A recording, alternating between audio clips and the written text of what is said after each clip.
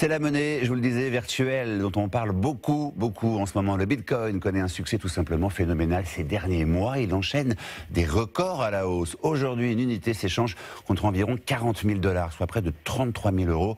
Une fortune, et certains investisseurs se mordent les doigts. Ils ont perdu le mot de passe pour accéder à leur compte. Ce soir, c'est Vicky Bogart qui revient sur cet incroyable succès. Alors Vicky, pourquoi le Bitcoin explose-t-il tous les records? Racontez-nous.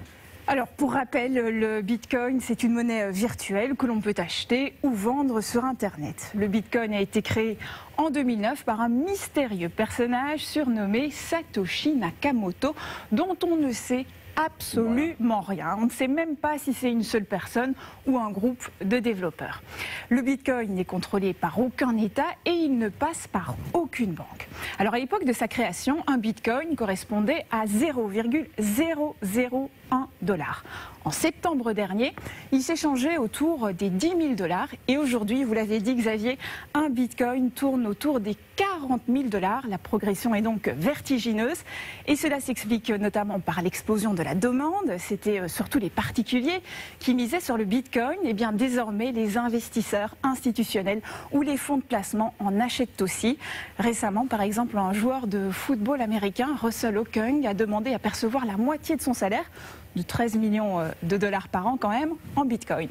Et certains ont donc amassé de véritables fortunes.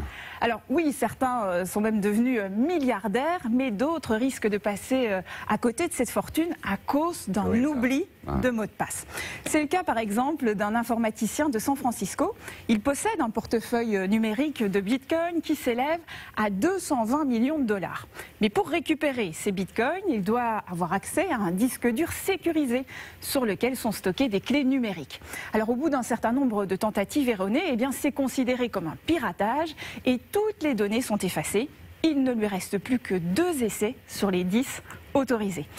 Pour avoir le mot de passe. Exactement. Et ce n'est pas le seul. Dans ce cas-là, beaucoup d'investisseurs de la première heure sont dans le même cas. D'ailleurs, 20% des bitcoins existants seraient perdus ou bloqués, soit environ 140 milliards de $. Ça s'appelle un énorme gâchis. Est-ce risqué d'investir dans le Bitcoin? Visiblement, oui. Oui, c'est extrêmement risqué. Vous pouvez vraiment tout perdre. Après une ascension vertigineuse en 2017, le Bitcoin s'est écroulé en 2018, perdant 80% de sa valeur. Enfin, toutes les plus-values réalisées grâce au Bitcoin et converties en euros doivent être déclarées aux impôts. C'est mieux. Merci beaucoup, Vicky.